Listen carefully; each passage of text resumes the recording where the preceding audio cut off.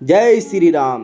एक बार तुलसीदास जी से किसी ने पूछा, कभी कभी भक्ति करने का मन नहीं करता, फिर भी नाम जप करने के लिए बैठ जाते हैं, क्या उसका भी कोई फल मिलता है? तुलसीदास जी ने मुस्कुराकर कहा, तुलसी मेरे राम को रीझ भजो या खींच, भोम पड़ा जा में सभी उल्टा सीधा बीज। अर्थात भूमि में जब बीज बोए जाते हैं तो यह नहीं देखा जाता कि बीज उल्टे पड़े हैं या सीधे, फिर भी कालांतर में फसल बन ही जाती है। इसी प्रकार नाम सुमिरन कैसे भी किया जाए, उसके सुमिरन का फल अवश्य ही मिलता है।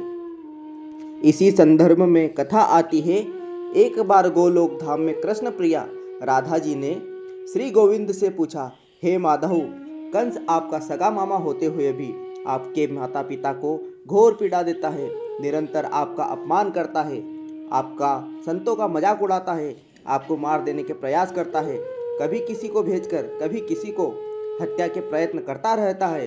फिर भी उस महापापी के ऐसे कौन से पुण्य थे कि उसे आपके हाथों परम मोक्ष प्राप्त हुआ? मोहन ने मुस्कुराते हुए उत्तर दिया, राधे, कंस जो कुछ भी करता था और सोचता था वह सब मेरे ही बारे में होता था, चाहे द्वेष, क्रोध या भय के कारण, पर मेरा स्मरण उसे हर पल रहता था। जो व्यक्ति हर वक्त मेरा सुमिरन करेगा उसे मैं मोक्ष ही दूंगा, चाहे वो मेरा विरोधी ही क्यों ना हो। इसलिए श्रीमद् भगवत के अंत में एक सबसे महत्वपूर्ण श्लोक आता है, नाम संकीर्तनम यस्य सर्व पाप प्रणाशनम, प्रणामो दुख शमनः तम नमामि हरि परम। अर्थात मैं उन हरि को प्रणाम करता हूँ जिनका नाम संकीर्तन सभी पापों को समाप्त करता है और जिन्हें प्रणाम करने के मात्र से सारे दुखों का नाश हो जाता है। नाम जप मंत्र जाप का अभ्यास एक प्राचीन आध्यात्मिक प्रक्रिया है जिसका उद्देश्य मानसिक, शारीरिक और आध्यात्मिक लाभ प्राप्त करना है। यह ध्यान और आत्मिक विकास का एक माध्यम है। मंत्र जाप से मन की चंचलता कम होती है और मानसिक शांति प्राप्त होती है। यह ध्यान केंद्रित करने की क्षमता को बढ़ाता है। मंत्र उच्चारण से सकारात्मक ऊर्जा उत्पन्न होती है जो नकारात्मकता को दूर करती है।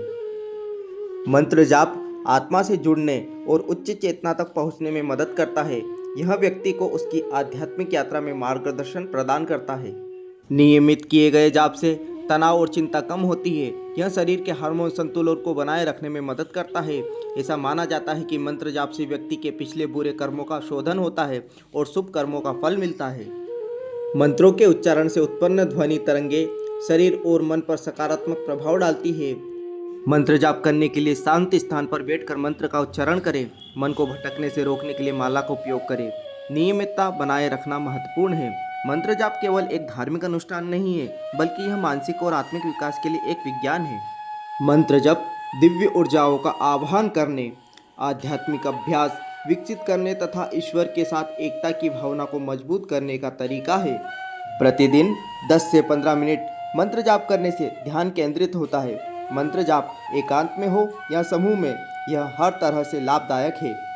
इसके अलावा मंत्रों का जाप आपकी एकाग्रता क्षमता को बढ़ाने और किसी एक कार्य पर अपना ध्यान लगाने में भी मददगार है। ज्योतिष शास्त्र में कई परेशानियों को दूर करने के लिए मंत्रों के जाप को महत्वपूर्ण बताया गया है। यही कारण है कि सुख, समृद्धि, सकारात्मकता, धन लाभ और सफलता के लिए मंत्रों का जाप लाभकारी सिद्ध होता है।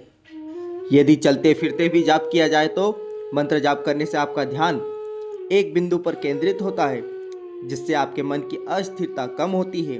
मन की शांति, मंत्र का निरंतर उच्चारण आपके मन को शांत करता हुआ आपको एक गहरी शांति का अनुभव कराता है। क्या बिना गुरु धारण किए, बिना दीक्षा लिए मंत्र जाप किया जा सकता है? तो हाँ, राम या शिव या नारायण या गोविंद का जाप बिना गुरु के किया जा सकता है। ऐसा कहा जाता है कि न दीक्षा न दक्षिणा, यानी दीक्षा की आवश्यकता नहीं है और न ही आपको दीक्षा के लिए कुछ दक्षिणा देनी है। साक्षात पर ब्रह्म स्वरूप के मंत्र जाप में एक रहस्य है। जब आप जाप करते रहेंगे तो गुरु प्रकट होंगे।